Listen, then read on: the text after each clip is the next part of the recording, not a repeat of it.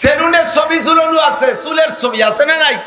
প্রত্যেকটা সেলুনওয়ালা মডেল দিয়ে দিয়েছে। এই যে ৬-৭টা মাথার মডেল আছে, ওর একটা রসুলের মাথার মতো, একটা আবু বকরের মাথার মতো, একটা ওমরের মাথার মতো, একটা উসমানের মাথা, একটা আলীর মাথা, একটা হুসাইন রাদিয়াল্লাহু মাথা, আর একটা হাসান রাদিয়াল্লাহু আনহুর মাথা, আর এক মহিলাদের চুল, একটা ফাতেমা রাদিয়াল্লাহু আনহা, একটা খাদিজার মাথার মতো, একটা আয়েশার মাথার চুলের মতো। মায়েরা সাইডে দিছো চাকরি করতে, তুমি কাবা ঘরের মধ্যে বসে তাসবিহ টেপো। বউডারি দিয়ে গরু দিয়ে মাঠে সাইডে দিছো, বউতি গরু নিয়ে মাঠে মাঠ মারায়, আর তুমি মসজিদে বসে সুবহানাল্লাহ তাবলীগে 3 সিল্লার পীরের দরবারে কুতকুত করো। কতক্ষণ আছে না নাই? সবগুলো কন্ট্রোল করে তারপরে তুমি মুরব্বিগিরি দেখাবা, নইলে কিন্তু বিপদ আছে। ঠিক কি না? এমপি সাবাসী নারায় তাকবীর, মন্ত্রী সাবাসী নারায় তাকবীর, পীর সাবাসী নারায় তাকবীর, বুক্কু সাবাসী নারায় তাকবীর। আরশে উঠতে দেই নাই, ইব্রাহিম নবীরে উঠতে দেই নাই, নূহ নবীরে উঠতে দেই নাই, ৩.৫ লক্ষ নবী রাসূলের কেউরে আমার আরশের বাড়ি আনি নাই। তোমারে আমি আরশে আজিমে নিয়ে আসছি, দুনিয়া থেকে আসছো আমার জন্য কি হাদিয়া নিয়ে আসছো? বন্ধুর বাড়ি বন্ধু গেলে কিছু না কিছু হাদিয়া তো বানিতে হয়। কথা কোনটি কি ঠিক না? তুমি আমার বাড়ি আইছো, কি হাদিয়া নিয়ে আসছো? আল্লাহর নবী আত-তাহিয়াতু সূরাতে বৈশা কয়, আত-তাহিয়াতু লিল্লাহি ওয়াস সালাওয়াতু ওয়াত তাইয়্যিবাত। আল্লাহ তোমার জন্য আমার পক্ষ থেকে সমস্ত পবিত্রতা, আমার জানি ইবাদত, আমার মালি ইবাদত, আমার বদনি ইবাদত, যত যাহা কিছু সব তোমার জন্য নিয়ে আসছি। আমি মধুখালীর মিষ্টি আনি নাই, আমি ফরিদপুরের মিষ্টি আনি নাই, আমি মিষ্টি আনছি আল্লাহ তোমার জন্য যত ইবাদত সব নিয়ে আসছি। আল্লাহ পাক খুশি হইয়া কয়, আসসালামু আলাইকা আইয়ুহান নাবিয়্যু ওয়া রাহমাতুল্লাহি ওয়া বারাকাতুহু। বন্ধু আমি যেমন চাইছি সেমন হাদিয়া তুমি আমারে দিয়েছো, কাজেই তোমার উপরে আসসালামু আলাইকা আইয়ুহান নাবিয়্যু, হে নবী তোমার উপরে আমার পক্ষ থেকে সালাম, ওয়া রাহমাতুল্লাহি ওয়া বারাকাতুহু, আমার পক্ষ থেকে যত রহমত আর বরকত আছে সব তোমারে ঢাইলা দিলাম। সাহাবায়ে কিরাম বলেন, গো নবী আপনার উপরে সালাম কিভাবে পাঠাইতে হবে তাশাহুদের মাধ্যমে শিখলাম। আত-তাহিয়াতুর মধ্যে আল্লাহ শিখাইতেছে সালাম কিভাবে কইতে হবে। আসসালামু আলাইকা আইয়ুহান নাবিয়্যু ওয়া কাইফা উসাল্লি আলাইক। ওদিকে আল্লাহ বলেন সাল্লু আলাইহি, নবীর উপরে দুরূদ পড়ো। কিভাবে দুরূদ পড়বো সেইটা তো শিখাই দেন নাই। সঙ্গে সঙ্গে হুজুর বললেন কুলু আল্লাহুম্মা সাল্লি আলা মুহাম্মাদিন ওয়া আলা আলি মুহাম্মাদ কামা সাল্লাইতা আলা ইব্রাহিম ওয়া আলা আলি ইব্রাহিম ইন্নাকা হামিদুম মাজিদ। আল্লাহুম্মা বারিক আলা মুহাম্মাদিন ওয়া আলা আলি মুহাম্মাদ কামা বারাকতা আলা ইব্রাহিম ওয়া আলা আলি ইব্রাহিম ইন্নাকা হামিদুম মাজিদ। নবী হাদিস দুরূদ শরীফ শুনাইয়া এরপরে বললেন মান সাল্লাল্লাহু আলাইহি মাররা সাল্লাল্লাহু আলাইহি ওয়াসাল্লাম মাররা, যে আমার উপরে একবার দুরূদ শরীফ পড়ে আল্লাহ তাআলা তার উপরে 10টা রহমত নাযিল করিয়া দেয়। ওয়া হুদ্দাত আনহু আজরুস সাইয়্যাত, আর তার আমলনামা থেকে 10টা গুনাহ মাফ কইরা দেওয়া হয়। কান্না সুবহানাল্লাহ। ওয়া রুফিয়াত লাহু 10 দারাজাত, আল্লাহ তাআলা তাকে 10টা দরজা বুলন্দ করিয়া দেয়। সুবহানাল্লাহ। এ ভাই দুরূদ পড়লে, তাহলে দুরূদ পড়লে নবীর লাভ বেশি না আমার লাভ বেশি? বুঝেন নাই? কার লাভ? আমার লাভ বেশি। ঠিক কি ঠিক না? তো যতবার এই কথা বলে সাহাবায়ে কিরাম জিজ্ঞেস করছে হুজুর দুরূদ শরীফ কিভাবে পড়বো, অতবারই হুজুর দুরূদ ইব্রাহিমী শিখাইছে। অতবার দুরূদ ইব্রাহিমী শিখাইছে, কিন্তু দুরূদ ইব্রাহিমীতে তাল নাই বিদায় আমরা পড়তে চাই না। আমি যদি বলে চাই দেই সাল্লু আলাইহি ওয়া সাল্লিমু তাসলিমা, এই টানেই দুরূদ চলে আসে। শুরু করে দেয় আল্লাহুম্মা সাল্লি আলা মুহাম্মাদ ওয়া আলা আলি সাইয়্যিদিনা মুহাম্মাদ। কি যে দিলটা গলিয়ে যায় মোমের মতো। ও দোস্ত, আমি বুখারী পড়াই, মুসলিম পড়াই, আমি মিশকাত পড়াই, সিয়াসত তা সব পড়াইয়া আমি এই দুরূদটা পাই নাই। নামাজের মধ্যে পড়া লাগে দরুদ ইব্রাহিমি, কথা বলেন ঠিক না? মুসলমান দুরুদ ইব্রাহিমের প্রশিক্ষণ দিয়েছে। আমি জানি না আপনারা কি আবার ওই মসলা শুনছেন নাকি যে দুরুদ ইব্রাহিমের নামাজের বাইরে পড়া যায় না, পড়লে গুনাহ হয়। দোস্তরে, এই মশলা যদি আপনার অন্তরের মধ্যে ঢুকে থাকে তাহলে আমি দুরুদ পড়তে কইলে এই দুরুদ আপনি পড়বেন না। তবে আপনি যাই না নেন, নামাজের মধ্যে দুরুদ ইব্রাহিমি পড়া লাগে কি লাগে না? নামাজের বাইরে পড়লে যদি গুনাহ হয়, যা নামাজের পড়তে হবে বাইরে পড়তে হবে, ভিতরে পড়তে হবে, তা যদি বাইরে পড়লে গুনাহ হয়, তাহলে ভিতরে পড়তে জন্য তো আগে বাইরে পড়ে শিখা লাগবে নাকি কন? ভিতরে পড়তে হলে তো আগে বাইরে পড়ে শিখা লাগবে। তা বাইরে পড়লে গুনাহ হয়, এই কথা যদি কেউ বুঝে দেয়, সেই বুঝ নেব কেন? ঠিক ঠিক না? তো নামাজের মধ্যে দুরুদ ইব্রাহিমি জোরে পড়ি না আস্তে পড়ি? কথা কয় না? তাহলে আস্তে ফিস করে পড়লে একজনে কি আরেকজনে তো শিখতে পারে? কাজেই বাইরে জোরে পড়তে হবে। আমার এই ওয়াজের বয়ানে হাজারো মানুষ আল্লাহর রহমতে সব জায়গায় দুরূদ শরীফ পড়ি, এর থেকে শিখে ফেলায়, অনেকে আমলে নিয়ে আসতে সক্ষম হয়েছে। ঠিক কি ঠিক না? দুরূদ পড়লে আমার আপনার লাভ। তাই তো এই মাসে নবী সাল্লাল্লাহু আলাইহি সাল্লাম এসেছিলেন। বলেন আল্লাহু আকবার, নারায়ে তাকবীর। এমপি সাবাসী নারায়ে তাকবীর, মন্ত্রী সাবাসী নারায়ে তাকবীর, পীর সাবাসী নারায়ে তাকবীর, গুক্কু সাবাসী নারায়ে তাকবীর। আর আমার নবী এই মাসে আসছে, নারায়ে তাকবীর পাবে কি পাবে না? বিশ্ব আশিকে রাসূল পার্টি বলে একটা দল আছে, তারা নারায়ে তাকবীর দেয়, জশ্নে জুলুস করে, কিন্তু তার আউলাখের কোনো জায়গা সুন্নতের বালাই নাই। ঢাকা শেওড়া বাজার মসজিদে ঈশান নামাজ পড়ি 12ই রবিউল আউয়ালে, দেখি যে ঈশান নামাজের সময়, ঢাকা তো একই টাইমে সব মসজিদে নামাজ হয়, ঈশান নামাজের সময় বাইরে স্লোগান আসতেছে, বিশ্ব আশিকে রাসূল, আশিকে রাসূল জিন্দাবাদ জিন্দাবাদ। সালাম ফিরে দিয়েছে ইমাম সাহেব, শুনে বাইরে গেলাম যে সুন্নতের আগে আশিকে রাসূল পার্টি দেখি আসি, যারা নামাজ বাদ দিয়ে আশিকে রাসূলের স্লোগান দিচ্ছে। আশিকে রাসূলের স্লোগানের দাম বেশি না নামাজের দাম বেশি? আল্লাহ নবী বলেন, যেই ব্যক্তি 5 ওয়াক্ত নামাজ জামাতের সাথে পড়ে, যেই ব্যক্তি 5 ওয়াক্ত নামাজ জামাতের সাথে পড়ে, ওই ব্যক্তিকে আল্লাহ তাআলা 5টা পুরস্কার দেয়। 1 নম্বর পুরস্কার রুজির অভাব থাকে না, 2 নম্বর পুরস্কার কবর আযাব থাকে না। মান হাফাযা আলা সালাওয়াতি আকরামাহুল্লাহু বিকামসি কিসাল ইরফা আনহু যিকুল আইশ ওয়া আযাবুল কবর ওয়া ইউতিহিল্লাহু কিতাবাহু বিয়ামিনিহি ওয়া ইয়ামুরু আলা সিরাতি কাল বাহর ওয়া ইয়াদখুলুল জান্নাতা বিগাইরি হিসাব। 1 নম্বরে দুনিয়ায় অভাব থাকে না, 2 নম্বরে কবর আযাব। মায়ে মুসলমান আমার ঠিক থাকা, দুনিয়ার অভাব থাকে না, 2 নম্বরে কবর আযাব হবে না, 3 নম্বরে ডান হাতে আমলনামা পাইয়া যাইবা, 4 নম্বরে বিদ্যুৎ গতিতে পুলসিরাত পার হবা, 5 নম্বরে বিনা হিসাবে জান্নাতি। নামাজ বাদ দিয়া বিশ্বাসে রাসূলের স্লোগান দেওয়া, এইটাই 1 নম্বর কুফরি ছাড়া আর কিছু না।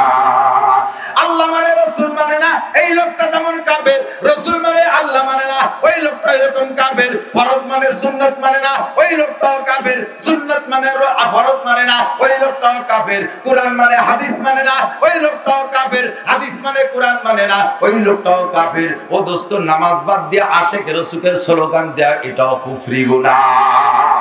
বেরোয় দেখি অধিকাংশ সূরা রাতে সিগারেট, সুন্নাত তার আউয়ালাকের কোনো নাই, কোনো জায়গা নাই। বিশ্ব আশিক রাসূল, রাসূলের আশিক ইশকে রাসূল কাকে বলে? আল্লাহ বলেন, মা তাকুমুর রাসূল ফাখুযুহু ওয়া মা নাহাকুম আনহু ফান্তাহু। আমার রাসূল যেটা ধরতে বলে, এই এদিক, আমার রাসূল যেটা ধরতে বলে ওইটাকে মজবুতের সাথে ধরো। আব্দু বিন নওয়াজিস মাড়ির দাঁতে চাবায় ধরলে যেমন শক্ত হয়, ধরার গুলো ওইভাবে ধরবা। ওয়া মা নাহাকুম আনহু ফান্তাহু, যেটা ছাড়তে বলে সেটারে সেইভাবে ছাড়বা। এই 2 কথা যারা মানো, আমার নবী বলেন, কুল্লু উম্মতি ইয়াদখুলুনাল জান্নাতা ইল্লা মান আবা। আমার সমস্ত উম্মত জান্নাতে যাইবে, আমার সাথে জান্নাতে মুসলমান আমার ঠিক থাকাও। এমনিতে যার মধ্যে জান্নাতে যাইবা, তবে জান্নাতটা যদি নবীর সাথে যাওয়া হয় তাহলে জান্নাতে যাওয়ার মজা বেশি হবে কি হবে না? একা একা টাকা যান, আর যদি এমপি মহোদয়ের সাথে গাড়িতে যাইতে পারেন তাহলে মজা বেশি কিনা? আপনাদের এই সিটের এমপি সাহেবের সাথে এই কি তো যারা মহব্বত করে, কত যে ফেসবুকে পিকচার, দিয়ে দিয়ে নিজে খুব ক্রেডিট জাহির করে। একা একা মন্ত্রী হোক, একা একা সংসদ ভবনে যাওয়া তাতে এক মজা, প্রধানমন্ত্রীর সাথে যাওয়া আর এক মজা, একা একা ঢাকায় যাওয়া তাতে এক মজা, নেতার সাথে ঢাকায় যাওয়া আলাদা মজা, একা একা জান্নাতে যাওয়া এক মজা, নবীর সাথে জান্নাতে যাওয়া আলাদা মজা। আমার নবীকে আমার সব উম্মত আমার সাথে জান্নাতে যাবে ইল্লা মান আবা, শুধু যেই উম্মতের নাম হবে আবা, ওইটা জাহান্নামে যাবা, ওইটা আমার সাথে জান্নাতে যাইতে পারবা না। সাহাবায়ে কেরাম বলেন কি রহমান আবা ইয়া রাসূলুল্লাহ, এই যুবক আমার দিক তাকা, পর্দার আড়ালে মাগুল্লা লক্ষ্য করো। আমার নবীকে সাহাবায়ে কেরাম বলেন কি রহমান আবা ইয়া রাসূলুল্লাহ, আবা নামের কোন তো সাহাবী আমরা দেখি না। আবু বকর, উমর, উসমান, আলী, তালহা, জুবাইর, বিলাল, আম্মার, সুহাইব, এমন করে নাম জানি 100 লক্ষ সাহাবার, আবা নামের তো কেউ রে দেখি না। আল্লাহর নবী মান আতাআনি দাখালা জান্নাহ, আমার মাথার তালু থেকে পাতালু পর্যন্ত ব্যক্তি জীবনের সাথে, পারিবারিক জীবনের সাথে, অর্থনৈতিক জীবনের সাথে, রাজনৈতিক জীবনের সাথে, আন্তর্জাতিক জীবনের সাথে যারা যে ক্লাসের মানুষ তারা সেই ক্লাসে থেকে যদি মিল করে ওইটা আমার সাথে জান্নাতে যাবা। আর এই সব জায়গা যার গলমিল বাঁধাবা সেইটার নাম হবে আবা, আর যার নাম হবে আবা তুমি জাহান্নামে যাবা। হিসাব লাগান কোন কোন জায়গা আপনার মিল আছে। আগে মাথাটা চেক করি। আনো মাথা 250-300 টাকা দিয়ে চুল কাটছে, কুত্ত চুলা দিছে। সুবহানাল্লাহ, কথা বল না। মডেল নিছে কাপ থেকে, সেলুনে ছবি ঝুলানো আছে, চুলের ছবি আছে না নাই? প্রত্যেকটা সেলুন আলা মডেল দিয়ে দিছে।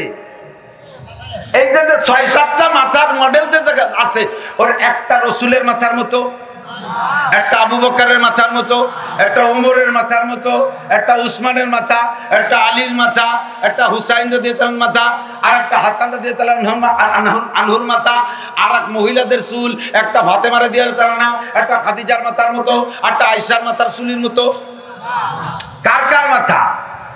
হরিভদ, নলিয়া ঋষি, Gour Gobinda, Banerjee, Chatterjee, Italy, Australian, France cutting, দাদাবাবু কাটিং, গডফাদার কাটিং, চোর কাটিং, নুচ্ছ কাটিং।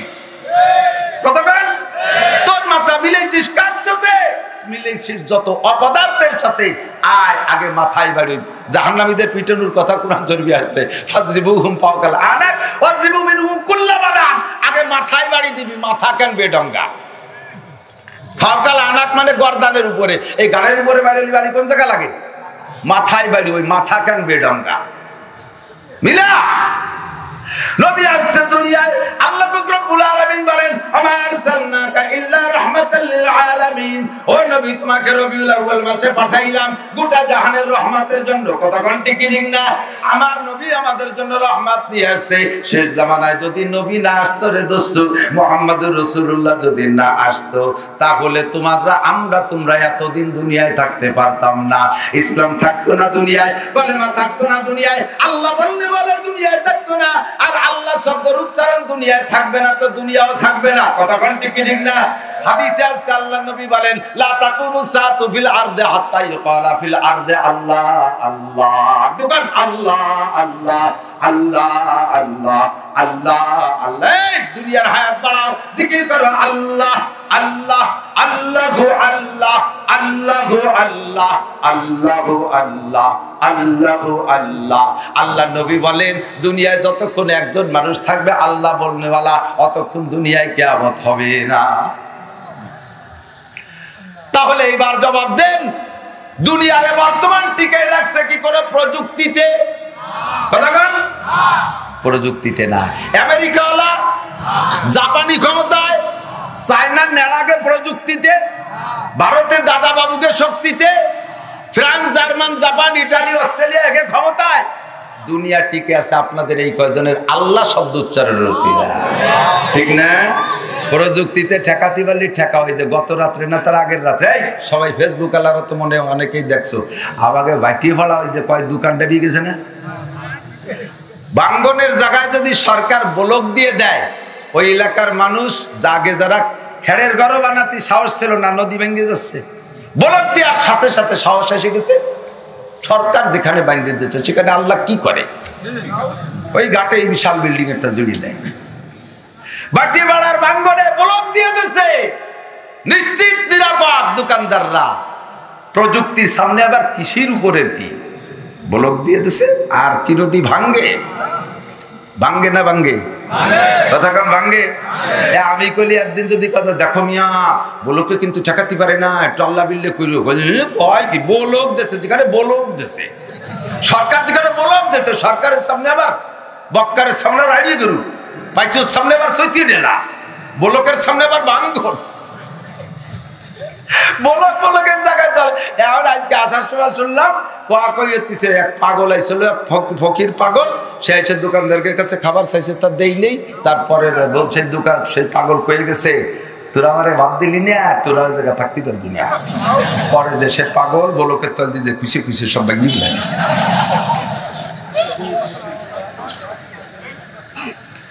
বাগছে কে পারে পারে। কত দেখি জাপান ভূমিকম্পে বড় বড় মাটি বিল্ডিং মাঠ পানির নিচে ডাবে চলে যায়, কত বড় বড় ঘূর্ণিঝড় আছে, জলোচ্ছ্বাস আছে, ঠেকাতে পারো না। ক্ষমতার মালিক কে? সাবধান হয়ে যাও, সতর্ক হয়ে যাও দোস্ত, কেউ ঠেকাতে পারে না, দুনিয়ার ঠেকায় আল্লাহ শব্দের ওসিলায়, ঠিক না? আল্লাহ শব্দের ওসিলায় ঠেকায়। যতদিন আল্লাহ টিকে রাখতে পারবেন অতদিন পর্যন্ত দুনিয়া টিকে থাকবে, ঠিক না? আমার নবী সেই কলেমা নিয়ে আসছে। আর যদি আজকে নবী পাক সাল্লাল্লাহু আলাইহি সাল্লাম দুনিয়ায় না আসতেন তাহলে কলেমা কি একদিন টেকতো? কি মনে হয়? এত ওয়াজ, এত নসিহত, এত মাদ্রাসা, এত তাবলীগ, এত পিশাব, এত কিছু, এত লেখালেখি, এত মসজিদের ইমামকে ওয়াজ, এত কিছুর ভিতর দিও তারপরও দড়ি দিয়ে বাইন্ধে টানিয়ে রাখতে পারতেছি না, ছিড়িয়ে বাড়ি চলে যাচ্ছে, ঠিক না? ঠিক না? আর যে জায়গা কলেমা পড়ানো কেউ নাই, দাওয়াতের কেউ নাই, সে জায়গা দিন থাকে কি কইরা? কাজেই এখন আমরা বেঁচে আছি, সুস্থ আছি, শান্তিতে আছি, সুখে আছি, প্রযুক্তির মাধ্যমে একে হাবুডুবু খাইতেছি। অনেকে সাদের দেশে জমি কেনার জন্য পয়সা গোছাচ্ছে, কেউ মঙ্গল গ্রহে প্লট কিনবে, প্ল্যান করতেছে, তারপরে রকেটে ভ্রমণ করবে, সাবমেরিনে পানি তুলতে ডুবই বেড়াবে, ইত্যাদি ইত্যাদি প্রস্তুতি নিচ্ছে। এই সব কিছু যদি আমার আপনার শান্তি হয়, তাহলে এই শান্তির ওসিলা হলো মুহাম্মাদুর রাসূলুল্লাহ। ওমা আরসালনাকা ইল্লা রাহমাতাল লিল আলামিন। এই রাহমাতুল লিল আলামিন কে আল্লাহ তাআলা এই মাসের 8 তারিখে দুনিয়ায় পাঠাইছে। যেরকম কয় তারিখ? 8 তারিখে আল্লাহ তাআলা এই মাসের 8 তারিখে নবী পাককে পাঠাইছে। আবার 12ই রবিউল আউয়াল আল্লাহর নবীকে আল্লাহ দুনিয়া থেকে নিয়ে গেছে। এই মাসটা আমাদের জন্য যেমন আনন্দের মাস, তার চাইতে মাসটা আমাদের বেশি শোকের মাস। কথা বল ঠিক না? ও দোস্ত, আমরা যারা আওয়ামী লীগ করি, আমরা আমার আওয়ামী লীগ ভাইরা, আমরা আনন্দ করি, আমরা উৎসব করি, বঙ্গবন্ধুর জন্ম তারিখকে উদযাপন করি আনন্দের সাথে। বঙ্গবন্ধুর জন্ম তারিখকে যেভাবে আনন্দের সাথে উদযাপন করি, তার চাইতে তার মৃত্যু তারিখ 15ই আগস্টে বেশি শোকের সাথে স্মরণ করি। সুবহানাল্লাহ, ঠিক কি ঠিক না? তাহলে এই মাসে আমার নবী আসছেন সেই বলে আনন্দ করি, কিন্তু দোস্ত নবী যেই মাসে চইলা গেলেন সেই ব্যাপারে তো শোক পালন কেউ কোনোদিন করি না। মাস্টারে বানাইছি ঈদে মিলাদুন নবীর মাস, তবে এই মাসের ওই 12 তারিখ না 8 তারিখেই নে মহাগ্যাঞ্জাম। 90% ঐতিহাসিকদের মত নবী এই মাসের 8 তারিখে জন্ম নিয়েছে, আর 10% ঐতিহাসিকদের মত নবী এই মাসের 12 তারিখে জন্ম নিয়েছে, আর 100% ঐতিহাসিকদের মত নবী 12 তারিখে ইন্তেকাল করেছেন। মৃত্যু তারিখ নিয়ে কোনো মতানৈক্য নাই, জন্ম তারিখ নিয়ে মতানৈক্য আছে। তাহলে যদিও ধরে নেই যে 12 তারিখে নবীর জন্ম হয়েছে, আবার 12 তারিখে মৃত্যু হয়েছে, তা যেদিন জন্ম গ্রহণ করলেন সেই তারিখে মৃত্যুবরণ করলেন। নবীর জন্মে যে পরিমাণ খুশি ছিলাম, নবীর মৃত্যুতে তার চাইতে বেশি শোকাক্রান্ত আমরা। মুসলমানরা ইতিহাসকে বিকৃত কইরা আমাদের শোকের দিনটাকে আনন্দে পরিণত করাই দিয়েছে। ওই দিন জশ্নে জুলুসে ফুর্তি করি, ফেরেশতারা যায় নবী পাকের কাছে নালিশ দেয়ার মামলা দেয়। ওগো নবী, আপনার উম্মত কত বড় বেঢঙ্গা, কত বড় বেকুব, কত বড় বেঢঙ্গা, কত বড় আনাড়ি, কত বড় নারী ছিড়া, তারা আপনার মৃত্যুতে খুশি হইয়া দেখেন কিভাবে তারা জশ্নে জুলুস করে। সেই দিন জন্মই হোক, কিন্তু মৃত্যুটাও তো সেই দিন। আমাদের আনন্দের কিছুই না, ঠিক কি ঠিক না? কাঁদবো, দুরূদ পড়বো, বেশি বেশি দুরূদ শরীফ পড়বো, সহি দুরূদ খুঁজে খুঁজে পড়বো, অল্প আমলি নাজাতের জন্য যথেষ্ট হবে। নবী পাক সাল্লাল্লাহু আলাইহি সাল্লামের আসলে কিছু না কইলে ভালো থাকে না ভাই। নবী পাকের চাচা আবু লাহাব, নাম কি? কোন কি নাম? আবু লাহাব। রসুলের জন্মের পরে জন্ম দিবস সবচেয়ে বেশি পালন করছে আবু লাহাব। সোমবারে জন্ম নিয়েছে, প্রত্যেক সোমবারে আবু লাহাব, প্রত্যেক সোমবারে আবু লাহাব স্বর্ণের পেয়ালায় বাতি জ্বালাইতো। লাস্টের দিক যাইয়া কুরাইশকে বলে দিয়েছে, এই কুরাইশরা, আমার ভাতিজার জন্ম উপলক্ষে এরকম সন্তান দুনিয়া আসে না, আর আসবে না, কাজেই কুরাইশ গোত্রে প্রত্যেকের বাড়ি সোমবারে যেন স্বর্ণের পেয়ালায় বাতি রেখি। এত আনন্দ করছে আবু লাহাব। আবু লাহাব তো বিনা হিসাবে জান্নাতি, কথা কয় না? আরে মেয়ে জন্ম দিবস পালন করছে তো জান্নাতি খেয়ে 40 বছর পর্যন্ত এই কাম করছে। এই আবু লাহাব অপেক্ষায় আছে আমার ভাবি আমেনার ঘরে কি আসে, আমার ভাই তো মারা গেছে 3 মাস আগে, বাচ্চা পেটে রেখা কি আসে কি আসে।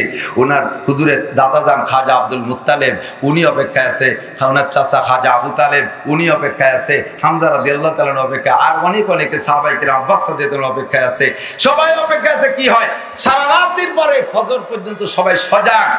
ইতিমধ্যে সর্বপ্রথম হুজুরের দাত্রীদের মধ্যে ছিলেন একটা মহিলা, তার নাম সুয়াইবা। সে হলো আবু লাহাবের বান্দি, উনি জায়গায় ছিলেন। এবং বলা হয় হাদিসে সেদিন দেখলাম যে হুজুরের জন্মের পরে সিরাতে মুস্তাফার মধ্যে লেখছে, হুজুরের জন্মের পরে সর্বপ্রথম হুজুর দুধ পান করেছেন সুয়াইবার। ওই বান্দির দুধ হুজুর আগে খাইছে। সুয়াইবা দুধ খাওয়াইয়া পরিষ্কার করে রেখে মালিকরে খবর কইতে গেছে যে সুয়াইবা আইয়ু খবরিন, সোয়াইবা কি খবর? তো সোয়াইবা বলতেছে, মালিক আমি বর্ণনা দিতে পারবো না। মা আনতা মাদিউহা ইয়া মাইশাবিহুহা বিশামসি ওয়াল বাদারে লা বালান্তা হাদিহা। এমন একটি সন্তান আমি দেখে আসছি, যেই সন্তানটারে যদি সূর্যের সাথে তুলনা করা হয় সন্তানকে খাটো করা হবে, সন্তানটারে যদি পূর্ণিমার চাঁদের সাথে তুলনা করা হয় সন্তানটাকে খাটো করা হবে। দুনিয়ায় তার সাথে কোনো মিসাল আর তুলনা চলে না। আর একটা খবর পাবো মালিক? কয় যে দুনিয়ায় আমি অনেক বাচ্চার নিজ হাতে ডেলিভারি করাইছি। বাচ্চা ডেলিভারি হওয়ার সময় গায়ে কিছু ময়লা থাকে, রক্ত থাকে, নাল বিজলি থাকে। এই বাচ্চাটা কেমন যেন জমজম পানি দিয়ে 7 বার ধুয়ে পরিষ্কার করে পাঠানো হয়েছে। বাচ্চা জন্মের পরে মায়ের কিছু রক্তক্ষরণ হয়, 2 দিন 3 দিন 5 দিন সর্বোচ্চ 40 দিন হয়। এই বাচ্চাটা ডেলিভারির সময় তার মায়ের পেট থেকে একটু রক্ত বের হয় না, একটু ময়লা বের হয় নাই। এখনো পর্যন্ত দেখে আসলাম মায়ের পেট থেকে কোনো রক্ত নাই। দুনিয়ার সমস্ত বাচ্চা জন্মের পরে মায়ের নারীর সাথে নারী সংযুক্ত থাকে, নারীটা কাইটে দেওয়া লাগে। আর এই বাচ্চাটা জন্ম নিয়েছে, বাচ্চাটার মায়ের পেটে নারীর সাথে নারী সংযুক্ত ছিল না, নারী কাটা অবস্থায়।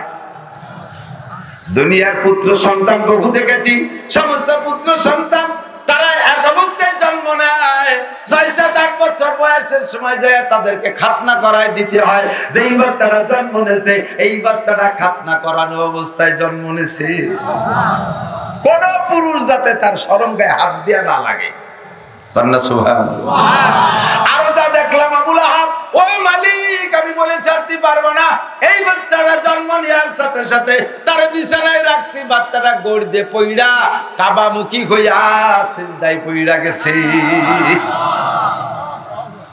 খবরগুলো শোনার পরে আবু লাহাব আঙ্গুল দিয়ে ইশারা দিয়ে কয়, তুমি আজকের থেকে আজাদ, যাও তুমি আজাদ। এত ভালো খবর কইরা তুমি আর বান্দি থাকবা না, আজাদ। কন্যা সুবহানাল্লাহ। এই শাহাদাত আঙ্গুল দিয়ে ইশারা দিছে। নবী পাক বলেন আবু লাহাব ছিল জাহান্নামী। কতক্ষণ? এই আবু লাহাব 1 সেকেন্ডও জান্নাতে যাবে না, কিন্তু প্রত্যেক সোমবারে, যেহেতু সোমবারে সুবহ সাদেকের সময় এই আঙ্গুলকে আমার খেদমতে আমার মহব্বতে ব্যবহার কইরা বান্দি আজাদ করে দিয়েছি।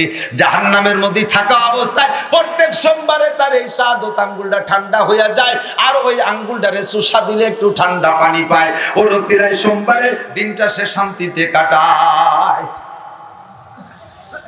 যাইতে যাইতে 40তম বছর যেদিন হয়ে গেছে, নবী পাক গারে হেরা জাবালে নূর থেকে নবুয়তি পাইয়া বাড়ি আইসা 25 জন কওমের নেতাদেরকে ডাইকা খাজা আবু তালেবের ঘরের মধ্যে দুপুর বেলা পরান করে নবী নিজে হাতে খাওয়াইয়া সকলকে উদ্দেশ্য করে ডাইকে বলেন, ও আমার কওমের লোক, আমার আব্বা নাই, আমার আব্বা নাই, আমার দাদা নাই, আমার মা নাই, আমার বাপ নাই, আমার একটা মায়ের পেটের ভাই বোন নাই, তোমরাই আমার সব, আমার একটা সার্টিফিকেট দাও, আনা কাইফা মিনকুম, আমি তোমাদের কেমন সন্তান।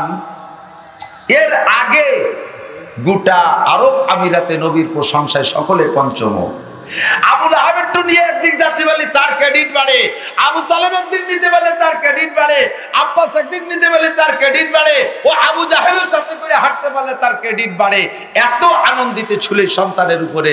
40তম বছরের মাথায় যে ঘরের মধ্যে জম্মের খান খাওয়াইয়া নবী নিজে হাতে পরাণ করে পরিবেশন করে খাওয়াইয়া জিজ্ঞেস করছে, আমার একটা সার্টিফিকেটের দরকার, আমার একটা চাকরির জন্য, হ্যাঁ একটা চাকরির জন্য, নবুয়তি চাকরির জন্য একটা সার্টিফিকেট লাগবে, আপনারা একটু কন আমি কেমন সন্তান। তো আবু জাহেলকে সকলের দায়িত্ব দিলেন, তুমি আমাদের মধ্যে পণ্ডিত শিক্ষিত, তুমি সার্টিফিকেটটা দিয়ে দাও সবার পক্ষ থেকে। এত মানুষ করলি তো আর মেলা সময় লেগে যাবে।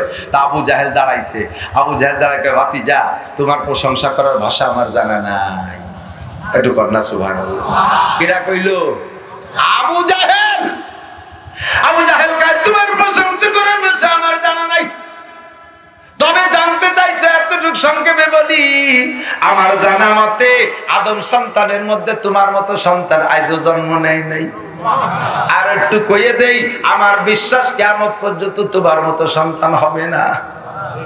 তুমি কোনোদিন মিথ্যে কথা বলো না, তুমি কোনোদিন অন্যায় করো নাই, তুমি কোনোদিন বেয়াদবি করো নাই, তুমি মুরব্বিদের সাথে তর্ক করো নাই, তুমি কোনোদিন ভাষা খারাপ করো নাই, তুমি লেনদেনে উল্টো পাল্টা করো না, তুমি কোনোদিন ওয়াদা খেলাপ করো না, তুমি গালাগালি কাছাকাছি করো না, তুমি মদ গাঁজা ফেন্সিডিল হিরোইন খাও না, তুমি পরের মেয়ের সাথে অন্যায় করো নাই, তুমি পরের হক নষ্ট করো নাই, তুমি মানুষের সামনে বেসতর হও নাই, কোনো প্রকার অন্যায় তুমি করো নাই, তোমার মতো সন্তান আর হইতে পারে না। খুশি হয়ে আবু জাহেল এই জবাব দেওয়ার পরে নবী পাক মনে করছে ফির তৈরি হয়ে গেছে, ফির তৈরি হয়ে গেছে। হ্যাঁ এবার এদিক তাকান, এদিক তাকান। জমিতে ধান লাগাইতে গেলে আগে চাষ দিতে হয়, পানি দিতে হয়, আবর্জনা সাফ করতে হয়, ঠিক না? তারপরে চারা লাগাতে হয়। তো হুজুর আগে চাষ দিছে, ভাত খাওয়াইছে, রুটি খাওয়াইছে, পরে পানি খাওয়াইছে, এরপরে আবর্জনা সাফ করে নিয়েছে খানিক এইভাবে ওকে দিয়ে। এখন হুজুর মনে করছে মাটি এখন নরম হয়ে গেছে, এখন কলেমার দাওয়াত দেই। তাহলে আমার মুরব্বীরা আমার প্রতি যদি এত বিশ্বাস হয়, একটা কথা জবাব দেন, সবাই আমার সাথে একটু পড়ুন, লা ইলাহা ইল্লাল্লাহ মুহাম্মাদুর রাসূলুল্লাহ। সবাই কলেমা পড়েন। এই প্রস্তাব দিলে আরে কবাল, এই 40 বছরে পুরনো মোহাব্বতের চাচা যে প্রত্যেক সোমবারে স্বর্ণের পেয়ালায় বাতি জ্বালাইতো, সেই চাচা আগে জব দিছে, তাব্বাল্লাকা ইয়া খাসিস আলিহাজা দাওতানা, তুই ধ্বংস হয়ে যা কপাল পোড়া, এই জন্য আমাকে ডাকিয়ে নিয়ে আইছিস। কইয়ে নবীর মুখের উপরে এক খাবলা থুক মেরে দিয়া বেরোয় চলে গেছে। একে একে 25 জন থুক মেরে বেরোয় চলে গেছে। সাথে সাথে জিব্রাইল আইসা নবী কয়, হুজুর রাগ করেন না, ওতে একবার কইছে তাব্বাল্লাকা, কয়বার কইছে?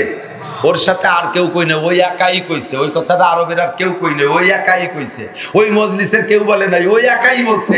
ওরে প্রত্যেকদিন কমপক্ষে 1 লক্ষ বার তাব্বাতিয়াদা শুনিয়ে দেব, 1 লক্ষ বার তাব্বাতিয়াদা আবি লাহাব, এই কথা শুনিয়ে দেব। রে বর্তমান বিশ্বে 200 কোটি মুসলমান আছে, আর 1 কোটি মুসলমানও কি নামাজ পড়ে না?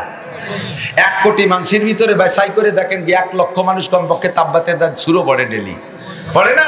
তাহলে ডেলি ওর নামে 1 লক্ষ বার তাব্বাতিয়াদাকে বদদুয়া করা হবে। ও কইছে একবার, আর ও পাবে 1 লক্ষ বার ডেলি, কিয়ামত পর্যন্ত চলতে তারে থাকবে।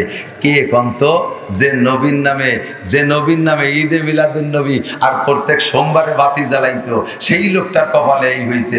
আল্লাহ হেফাজত করুক, জোরে কোন আমিন। আমরা নবীর জন্য খালি 12ই রবিউল আউয়াল কেন, আমরা সারা বছর দুরূদ পড়ি, নামাজে পড়ি, এমনি পড়ি, ওয়াজে পড়ি, কোরআন পড়ার আগে পড়ি, দোয়া মুনাজাতের আগে পড়ি, পরে পড়ি। কথা বলেন ঠিক কি ঠিক না? আমরা পড়ি না পড়ি, নবীর আদর্শে বিশ্বাসী, ঠিক তো?